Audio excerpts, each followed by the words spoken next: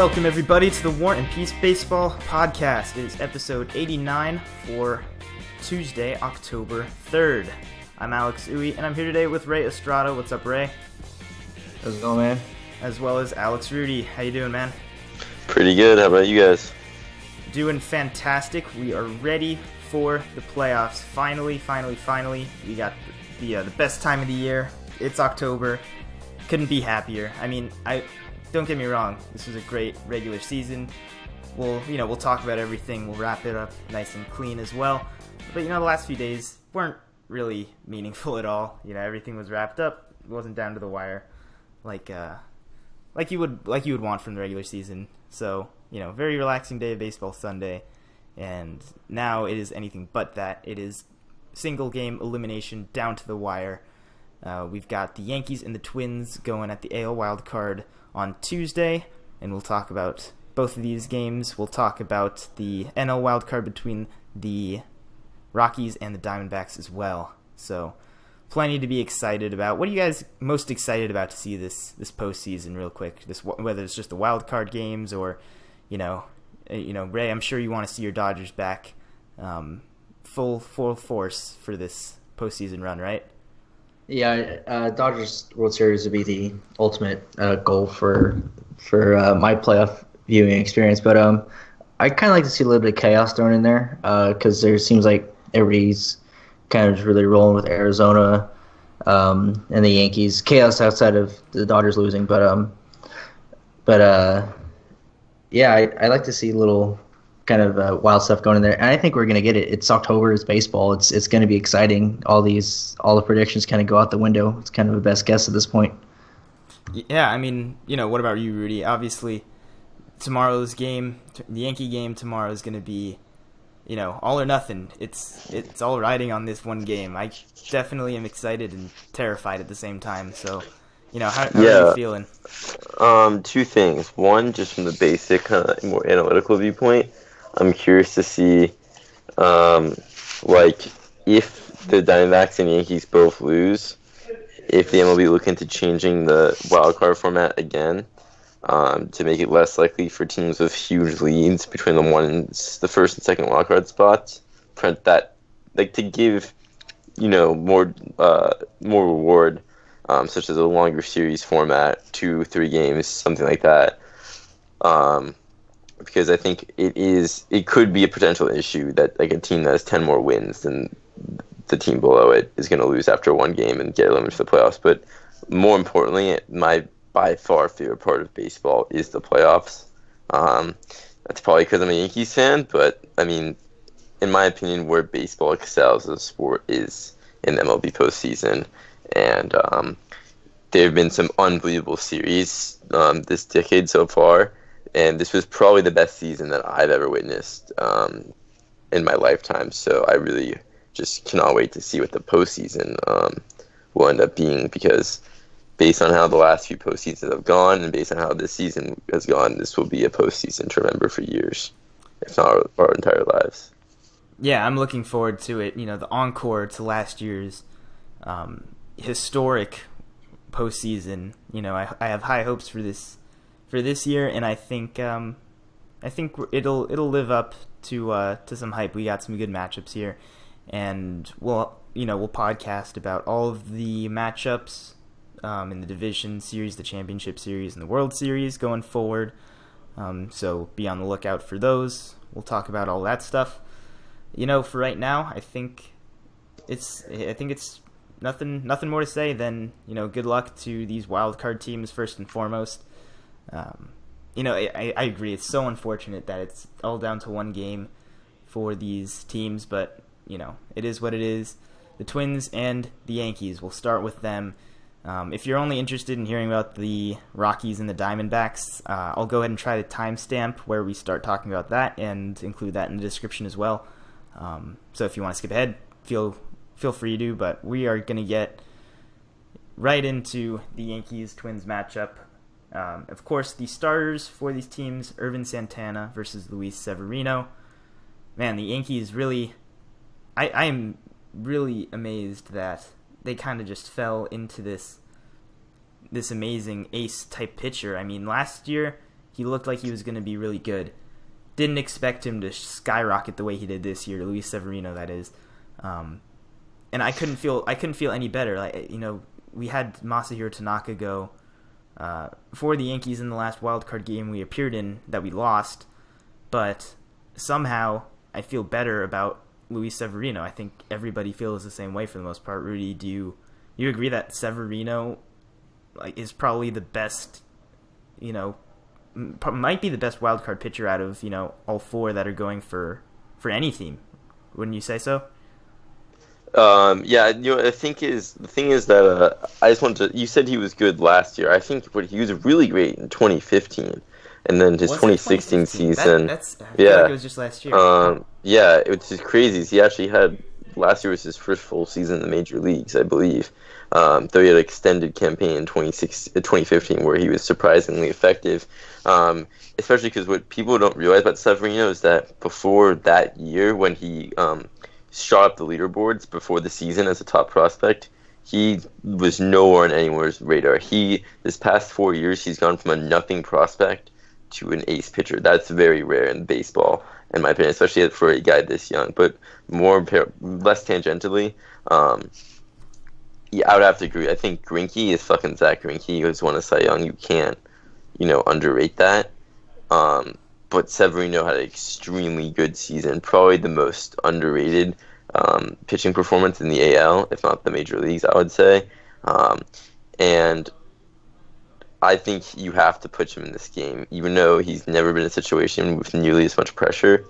Tanaka has not been nearly consistent enough this year, regardless of how good he was in the last start of the season. I don't really care if he struck out 15 Blue Jays, who had nothing to play for except to not be in last place. Big deal. I think it's worth mentioning they didn't end up in last place, right? Which is amazing to me. Then they were in last place the whole season, which good for them. Except for the very last day. Yeah. But I think he's been so effective and crisp, and he's had just knock on wood, so few poor starts that there's no way he can't be the guy. Those guys are really excited about it too. I can tell. I apologize for my background. No. I mean, it's part of the experience. We're all college students. We got the people in the life backgrounds. Right, it's you just get what you get, face value. We're not gonna overdo things here. But with Severino, it's so much more than just good. He had a 10.71 K per 9 this year. Obviously, way higher than it ever has been for him. His opponent's OPS was 603. That is insanely effective. Like, he's limiting all kinds of damage. He wasn't even getting that lucky with his BABIP. He's just been that good. He works ahead. He stays ahead. He doesn't walk a lot of batters, which those high velocity guys. That seems like what normally happens when a pitcher is throwing in the high 90s. No, not at all. He only walked 51 batters to 230 strikeouts. That's really good. That's like Noah Syndergaard-esque. I think they're going to be very close in terms of effectiveness for me going forward. That's how highly I think of him, and that's a very unbiased Yankee fan opinion. I would say the same thing about I mean, Syndergaard's a perfect example. I felt exactly the same way about him. He came out and just showed that he can dominate the strike zone. The walks weren't going to be a problem, and then he just took care of business, and he did so in the wildcard game. So I hope that's a good omen there. People in my background are apparently very excited about it too. So let's keep talking about. I think the season series is also very important and worth mentioning. Yes, I think that is also. I kind of wanted to touch on the opposing starting pitcher here, which will play into this head-to-head matchup more as well. With Irvin Santana, who had a very shockingly good year for the Minnesota Twins, and it kind of speaks volumes to how unexpected their appearance this postseason is. But they did it. They made it. They kind of looked like the Brewers for a while. Like they were bound to get leapfrogged at some point, but they hung in there. They dealt at the trade deadline, and now they're running out one of their best guys that they've had from a very unlikely source with Santana. Ray, I'll go ahead and ask you about Santana here, just because he's not a Yankee, basically, and we can't all talk about the Yankees. We have to give the Twins some love. So, what do you like about Santana in this matchup here, Ray? One thing that caught my eye about Santana, looking at his stats and his splits, he is significantly better on the road compared to at home. 6-5 at home. 10-3 on the road with a 2.71 ERA compared to 3.90 at home, and only one more start on the road. He had in one more start and what looks like 7 more innings. He has 3 less hits. He's given it 3 less hits, 9 less runs, 10 less earned run, or 11 less earned runs, 3 less home runs. Everything is better. Pretty much every stat is better except his K per 9. His batting average is down about 15 points, or 20 points actually. His whip is down about 15 points on the road, and that's with exactly 7 more innings and 1 more start under his belt. So that was very intriguing to me, and so that kind of stood out to me when I was saying, okay, Santana's been a very good pitcher all year. Can he match up against Severino? And I think that stat tells you that he can, especially when you consider that is a road game for Minnesota, is that he's been good on the road. So that's the one thing that he has going for him.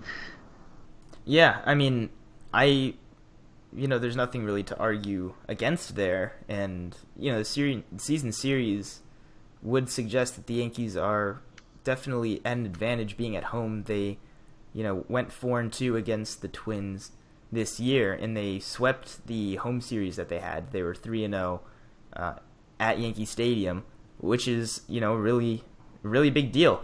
But at the same time, you throw that Santana's been very good on the road. I can't ignore that. It does, present itself as an actual, legitimate statistic. Santana did pitch at Yankee Stadium, actually September 18th. And he didn't pitch poorly. He gave up 2 his line isn't bad. He didn't pitch well either, though. No. I mean, 7 hits and 5 2/3, I would not say is anything special, and that is probably enough to give the Yankees a victory, I would say. But 2 earned runs is just fine. It's a loss, unfortunately, for him, but, that's not a terrible line for him. It's not like Severino pitched in that series, too, and he didn't have his best outing. I think he only pitched 3 innings against them 2 days later. He pitched terrible.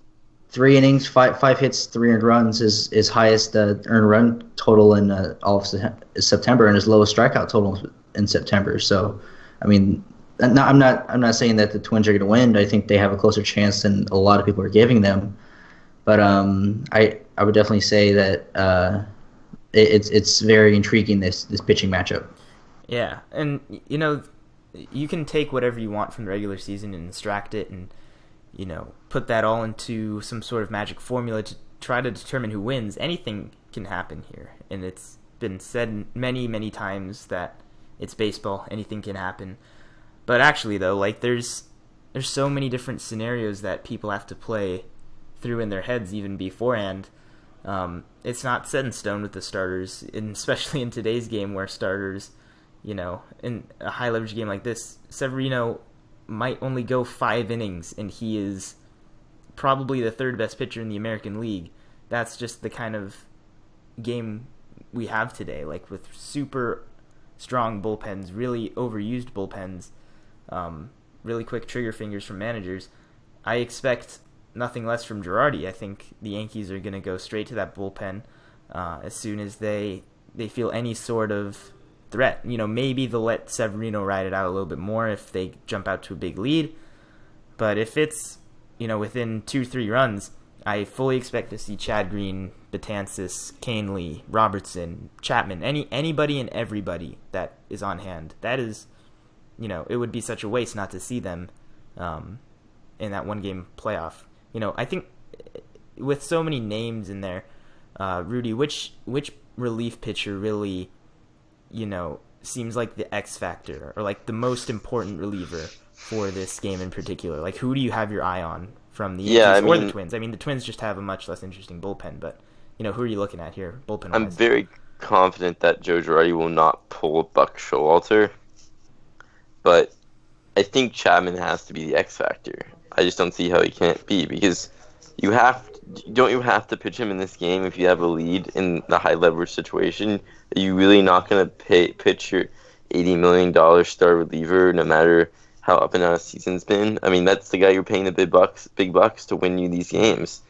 And if he's on, it's game over. But if he's not, the Yankees are packing their bags and driving home, I guess. Not really packing their bags since it's in New York, but...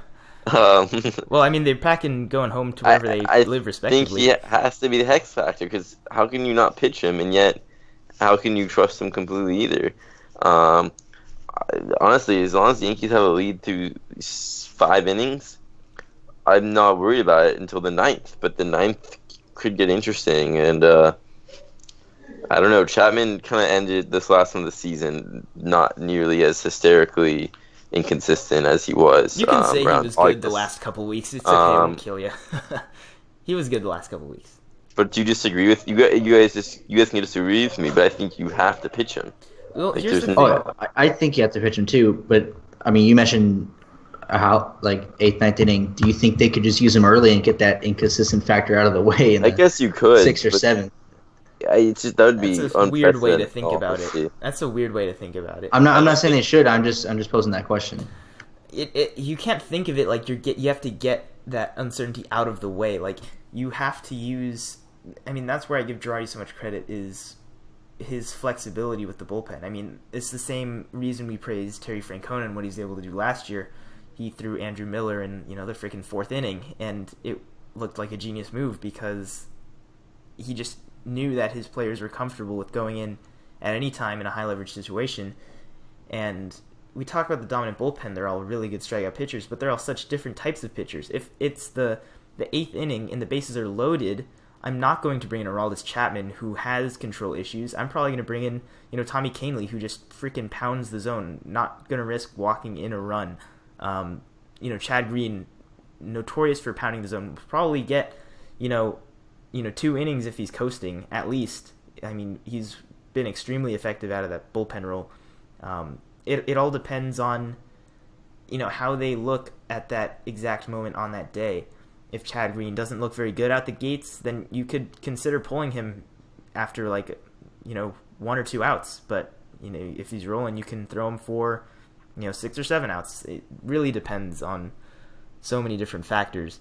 But it's amazing that our general consensus is that Luis Severino is probably not going to go super deep into this game. And I kind of wish he would. I think I would be much more intrigued if he takes a shutout into the 7th or 8th inning at the very least, and keeping that intrigue level up. I can't say I want a close game because it's going to be nerve-wracking for me personally as a Yankee fan, but I can see that happening. These wildcard games are played very conservatively, so just be aware of that. We're definitely not talking enough about the Twins here. We're not giving them the credit they deserve. What kind of X factors, position player-wise, do you think we're looking at here with the Twins? Because a lot of really unknown names that came to fruition this year. You got guys like Eddie Rosario, Byron Buxton starting to look like a great player. Jorge Polanco has been very good recently.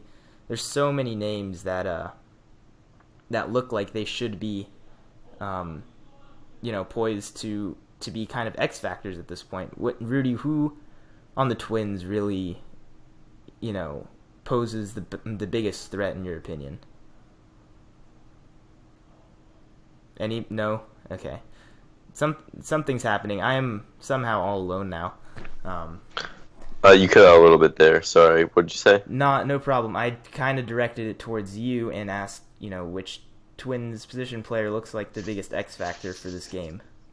I think that obviously, Brian Dozier and Mauer are huge, and they cannot be underrated. But for me, I'm going to pick Byron Buxton as the X factor because he's explosive and he is dynamic. And if I was going to pick any player on the Twins, just to make a play that changes the game for them, I think he has the highest potential because he just is their most talented sheer talented player, and in these games, I think oftentimes teams have to lean on those guys who, even if not the most consistent, they have the star potential and the star power. By the way, I may be very out of the loop here, but is Miguel Sano available for this game? I do believe he is I'm available. not seeing I him don't on know like that the he's Minnesota starting. Twins. Yeah, I'm not seeing like on the Minnesota Twins like Depth charts right now. yeah, exactly. I'm a He little bit did confused play on that. recently, but I think he has been he's been wavering. I think he's been dealing with health issues as well, which is why guys like Eduardo Escobar have been getting a lot of time at third base. Yeah, he came off the DL like right at the end of the season. I got you. He's likely not to start the game, so right. I would have picked he is him healthy, if he was though, fully now. healthy. He did for come sure. he did come off the DL, and he will definitely pinch hit if the time calls for it. So Got it. that is a very reasonable X factor to look at. Actually, one of the better offensive players for them at the beginning of the year. Not going to be starting this game. I think did they release lineups? They just released the likely rosters, right? Or the projected rosters, I guess. I don't know if they released the I don't think lineup. they've come out with the lineups yet. That's usually day of. Yeah, so if there's any, strange, things going on here, I guess it's that Robbie Grossman is going to DH for them. It looks like who is kind of a weird on-base OPS type of machine, but doesn't really provide much else. So I guess DH is the spot for him. And then Eduardo Escobar, as I mentioned, is going to start at third base, not Sano.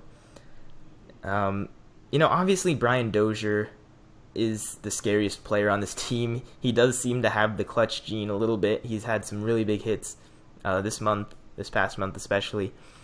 But, I can't consider that an X factor because he is a very, defined superstar at this point. Like, I think he leads all like middle infielders in home runs over the last 4 years or something crazy like that, and that's something I never would have expected from him.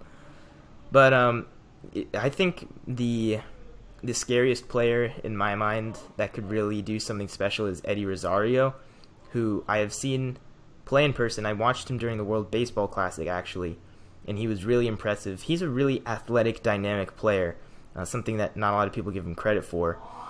He's got a cannon for an arm, so that kind of shuts down a lot of game right there. And I saw that firsthand. Yeah, exactly. And he made a fantastic throw the other day. This past week, one of the hardest throws of the entire season, right on the money. That's definitely a factor. And he's a sweet swinging lefty at Yankee Stadium, so that always poses a threat as well. All the lefties really. Max Kepler is another guy who definitely has the ability to just pop a short line drive over that fence at any time. So, there's plenty of threats offensively from the Twins. Very underrated lineup throughout the course of the season. And, the Yankees lineup really pretty consistent throughout the season. Obviously, everything builds around their superstars, Aaron Judge and Gary Sanchez. But at the same time, I kind of worry that, in a one-game playoff, they can easily be pitched around. And I'm not sure how I feel about that because they both strike out a lot. You don't have to pitch to them in pretty much any scenario. I think it's going to fall to some of the guys like Didi and, Frazier, Holiday. These guys need to do some damage if they have runners on base. Is there anybody on the Yankees that, position player-wise, you're really looking for to do some damage or come up in a big role? Ray, I'll throw this one to you. I'm sorry, what was the question again? Kind of. Which Yankee position player do you think is going to play a very important role, besides Judge or Sanchez? I think you can look at guys like Todd Frazier, you mentioned, because he's been very inconsistent all year, kind of a disappointing year for him with both the White Sox and the Yankees. A lot of their fringe guys, I think Greg Bird could possibly, he's probably going to play first base, correct? He's been playing first base. I think that's where he's slated to start. Yeah, Greg Bird, I believe because I've been looking at position by position breakdown, and I think Headley was mentioned as a possible DH, maybe Holiday. So like those fringe guys out of those names, they any one of those guys you pick, I think you can pick a name. Those are the question marks for the Yankees in terms of offense. If they can produce, and I think that they'll lock this game down. But if they come up with second and third bases loaded, and you see those guys coming up, I think it's really worth tuning into because I think those are the names that should be looked for. Yeah, Rudy, you too. Like, who's going to be the hero for the Yankees if it's not Judge or Sanchez? Well, I gotta go with Brett Gardner. He's your boy. He's just Mr. Dependable in my opinion on the Yankees, and he's the guy I would say if anyone could be described as clutch. I even the stats part of him back this up. If I was to pick one guy in the lineup, I would trust him the most. And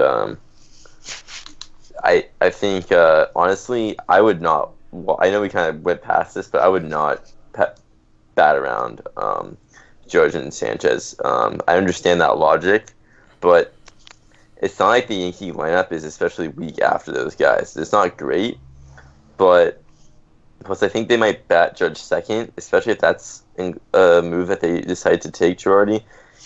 You really, I mean, it's really going to be hard to see if that's a risk that you're really mitigating or if you're just increasing because, yes, maybe one every 5 or one every 4 at bats, those two guys are guaranteed to go a yard. But those other 4 at bats or so they could be guaranteed to strike out in this game.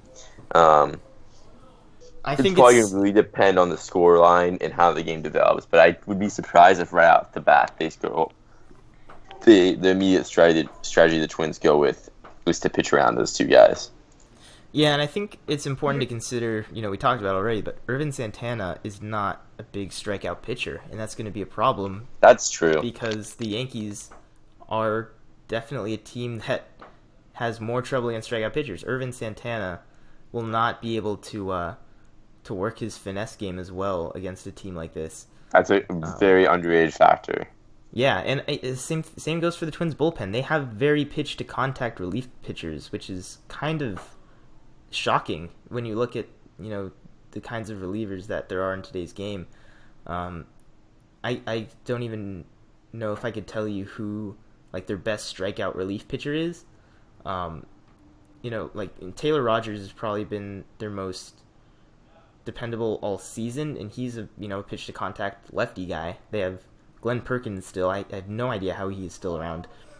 They still have Matt Belisle, who's been their closer, but again, not a huge strikeout guy. It's going to be a tough bullpen game for them. Santana is one of the leaders in complete games for the season for good reason. They don't have many guys to turn to. So that's going to be the biggest, the most dangerous thing for them is trying to keep Santana in that game as long as possible. It's kind of the reverse of the Yankees. I really am curious to see what they're able to do behind Santana because it's not a super strong bullpen. So I think it's a pretty good place to wrap up the AL wildcard discussion. Any last notes to make on this game from either of you? Or are you guys good to go? I'm going to go ahead and take that. There you go. The Yankees better win or I'm going to kill myself probably. So. Well, it might be my last podcast, guys. You never know. Well, geez, they really better win now. That might be a problem. We'll talk later. But yeah, either way, Twins, Yankees. I could, I'm a Yankees fan, but honestly, the Twins getting to where they are, I can definitely appreciate it if they manage to go further. But yeah, Yankees, don't screw it up, please. That would really, make me sad for the entire month. Alrighty, so let's go ahead and talk about the National League now. So Colorado is at Arizona. It is going to be, I want to say it's going to be a slugfest. But the pitchers out there are pretty darn good as well. John Gray versus Zach Greinke. But my God, the lineups are definitely the biggest, threat for either of these teams. There's some scary, scary bats in there. I think this is Nolan Arenado's first playoffs. Is that right? Yeah, it has to be. So, very excited to see him in the playoffs. So, which lineup in particular looks like it has the biggest edge at this point, you could say? I feel like you could argue that Blackman and Arenado are the two best offensive players. I know you're a big Goldschmidt fan. I'm saying it's arguable, but to me, I feel like the Diamondbacks just have that depth, and ever since they added JD Martinez to that lineup, it's just, to me, just felt like just a juggernaut. Whereas when you look at Colorado, it's not like this is a weak lineup. You have DJ LeMahieu, you have a very resurgent Mark Reynolds coming out of nowhere. You have Chapara, you have Lucroy, LeMahieu. I don't know if Lucroy is one of the premier names in that lineup. I'm just trying to give him a chance. But he's been pretty good for them in all honesty, since he's gotten traded. I haven't looked very much at that. He has improved. He's brought his average, at least on them, to around 300. But he's actually been one of the best, post-trade players this season. But when you look at the Diamondbacks, you have an outfield of Pollock, Peralta, Martinez, then Jake Lamb, Goldschmidt. Plus, Drury, Marte, Inez supporting. I think that's a little bit better. I don't know. I feel like more of those guys are in their primes and are, in the part of their career when they're playing their best baseball. Tell me if I'm wrong. Well, I think it's fair to concede that JD Martinez might be the hottest hitter on the entire planet right now. He's definitely the scariest hitter on the planet right now. That man has, Barry Bonds type slugging percentage basically since he's been with the Diamondbacks, and he's been one of the more consistent power hitters throughout the last 3-4 years since he's really had that resurgence with the Tigers. I guess it's not a resurgence, it was just a surgence for him. It was just when he started with the Tigers, I guess. But man, JD Martinez is definitely going to be the deciding factor in this game. If John Gray can rein him in, then I don't know if I like the Diamondbacks' chances nearly as much. I mean, Goldschmidt is really good, really reliable. But JD's the one that does all the damage, You've got guys like Pollock and David Peralta, who's definitely going to be starting against the righty, who are really good at the top of the lineup. But you can kind of see that going either way. The Rockies also have really good, just pure hitters. Like LeMahieu's not going to hurt you with the long ball, but he's probably one of the toughest outs in baseball, you could argue as well. Color me intrigued. I did not believe you about Lucroy, but he has hit .310 and been on base at a .429 clip since joining the Rockies. A broken Rudy's twice is white. A broken Rudy's right twice a season. I occasionally do have those statistics. Jeez, that is, an 865 OPS for him. So still not hitting for any power really, but man, that guy's getting on base. I'll give him credit for that. So it's going to be a very different type of game. Zach Greinke is a gamer. He's going to go out there. He's going to deal. I think that's the edge, honestly. I think that's just the difference. The thing is, the offense. Now I'm looking at this stat a little bit more. The Rockies might honestly just on paper statistically have a small advantage, but I don't trust John Gray enough for this game. Not that his season's been that bad, but I don't know, man. He's not a strikeout pitcher by any means either. Really, I think he's more so than anyone else on that rotation by a long shot. When he was good, he's one of the better strikeout pitchers out there. That's why, kind of worked in Colorado. I don't know. I guess he strikes out his fair share. I guess you're right. Yeah, he's a batter per inning type of guy. He's a 9K per 9 kind of guy. Which I'll look up Greinke's K per 9 too, which I think is not quite as high as it has been. Even last year John Gray struck out almost 10 batters per 9. So, and I'm going to go ahead and bring this up again. I'm going to say this so many times throughout this postseason, but stuff plays in the postseason like you wouldn't believe. John Gray is way more valuable in these high pressure situations than, your you're kind of you're Irvin Santana types. You're reliable go-to innings kind of guys. Those they're clearly at a disadvantage, and I think we see it every year. I mean, I've mentioned Noah Syndergaard already. Obviously, some of the best stuff in the game. He was able to just go out and completely dominate. We've seen it with Madison Bumgarner. He's kind of both. He's like a superstar pitcher, but it's just pure stuff. Like, he's just hucking whatever he has at you. It seems there's a little bit less finesse, it almost seems, and it's just more competitive spirit stuff that you're bringing 100% at what the hitters have. And I'm going to be honest with you, I don't think Zach Greinke has nearly the kind of stuff that he used to have, and that's not a secret. This year he was really good. He struck out 215 batters in 200 innings. Definitely a really, really good resurgent year for him. But at the same time, he's not bringing mid-90s fastballs. He's averaging around 90-mile-an-hour fastballs, like close to 91. That might not get the job done in a situation like this, especially when the adrenaline's pumping. You want to rely on your best stuff. I just don't know if he's going to have an advantage over a guy who can run it up into the high 90s in a game like this. It's going to be really stupid of me to say that I doubt Zach Greinke's abilities and his competitive spirit, but when it gets to a tight count, he's not going to be the kind of guy who can run a fastball and just overpower somebody anymore, and that's something that's missing, I think. Do you agree with that? Like, do you kind of understand what I'm arguing there? Yeah, and I was completely wrong with everything I just said, so it shows what I know. I can shout out one smart statistic and then just go back to... You had Lucroy being disproved in every belief. I think you're right. I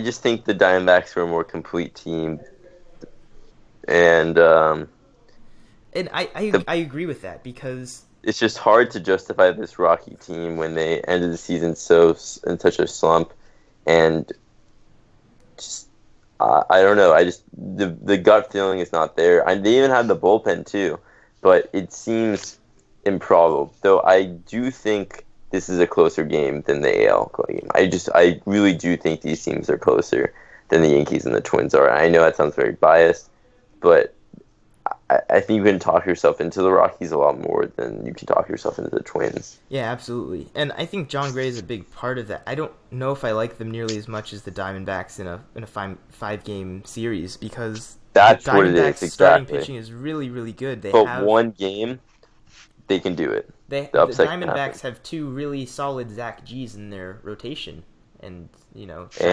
Robbie Ray, and a Taijuan Walker. They have all of those guys. I mean, that's a very reliable staff for the most part. Would you have considered starting Ray over Greinke? I definitely would have. Ray has, I've talked about that spirit, that ability to challenge batters and just overpower. That's absolutely what Ray is able to do. And he was just better this year too, probably. I would not be surprised if they use him. He only threw 1 1/3 innings in his last little tune-up start on Sunday, and I wonder if that's because they want him available for that game. I absolutely would if I was the Diamondbacks. So I really hope they go bold and turn to Ray if they need some clutch outs. I think that would be good for them. By the way, just like a frame of reference number to throw out there, I mentioned Greinke is hopefully give Ray Estrada some action too. Yeah, maybe. I mean, anything's possible. They need to use it. It's all on the line. We're giving Ray Estrada the chance to give it all he's got in the wild card game, and maybe the Diamondbacks will too. But what was I saying? Frame of reference on the velocity thing that I mentioned with Greinke. Greinke's averaging 90.77 on his fastball this season. Major League average is 93.19. John Gray has averaged 95.98 on his fastball this season. So a good, over 5 miles an hour faster on average than Greinke. So that matters. And I think that's something to keep in mind. Yeah, so I think that's basically all we have to say there. The bullpens, we can talk about that, but nowhere near as strong bullpens from either side. Like who really seems like their go-to relief pitcher for, we'll say each of these teams. For the Rockies first, who's like the star relief pitcher in that pen? Holland? It seems like it should be Holland. He's been the closer, but and probably he has not, postseason maybe. experience. I'm willing to bet that Adam Ottavino gets the most high leverage innings there. Yeah, that's why that was what I was gonna say.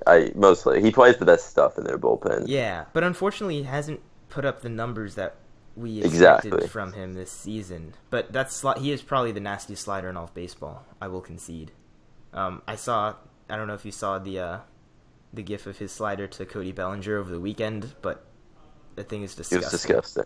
Yes, he's the king of the slider, I think, at this point in time. If anybody has any objection to that, you can let us know. But on the other side of things, the Diamondbacks, personally, I think it's got to be Archie Bradley. If they have him in a really solid lockdown inning or two, then they're going to be in good shape. Because if Fernando Rodney pitches in this game, I am going to pull my hair out, because that is going to be the most frustrating inning ever. Because Fernando Rodney is not a shutdown guy. I refuse to believe that, no matter what kind of numbers he put up this year. His hat would not appreciate that. Yeah, he might shoot me with an arrow, but it's a risk I'm willing to take. He's just not that good. I don't think the Diamondbacks should be willing to take that risk. He had a 4.2 ERA this season. Like legend. But he gets the saves, right? Who am I to judge? Exactly. He gets the big bucks because he gets the saves.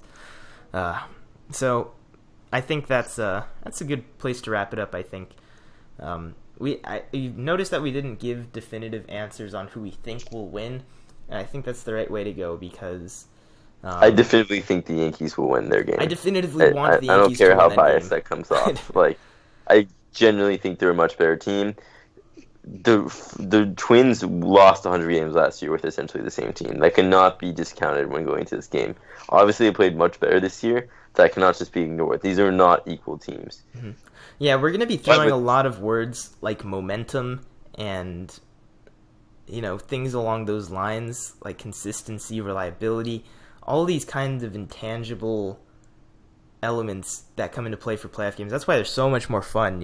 All season long we spew stats and we analyze everything, and we're kind of doing that now, but at the same time there's a very, very present psychological element that comes into play here, and it's just the most exciting thing to watch in all of sports. In any sports playoffs, that's what you see. You see the height of the best athletes in the world, with all the adrenaline, with all the emotions. It's just, I can't wait for it to start.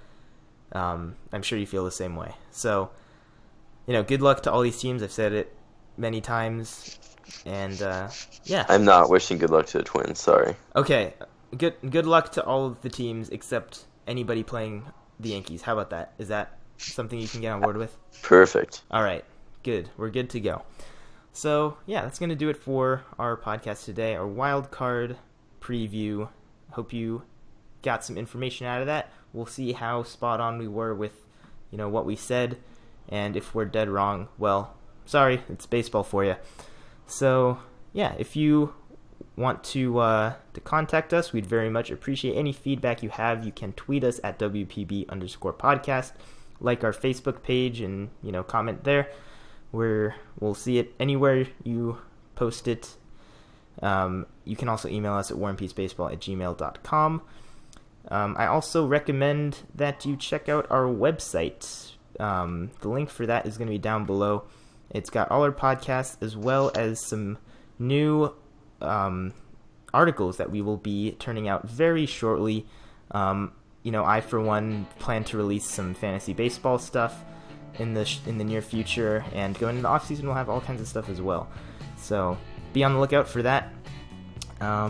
Anything else that I wanted to that you wanted to mention before we head out of here?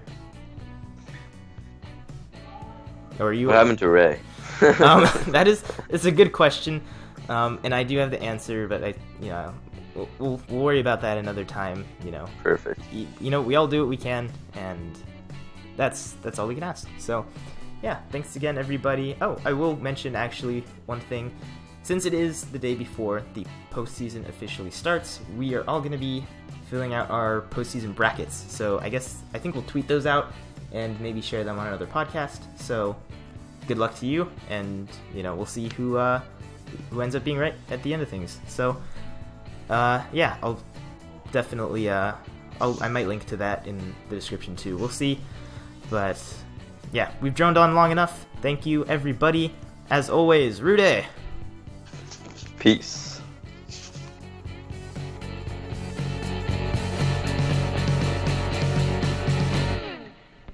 Hello. I'm doing the music, man. That's kind of the thing that we do. And we're just talking over it now, so we might as well go with it, Shit, sorry. It's all right. It adds to the feel, if you know what I mean. So. Okay. I always forget.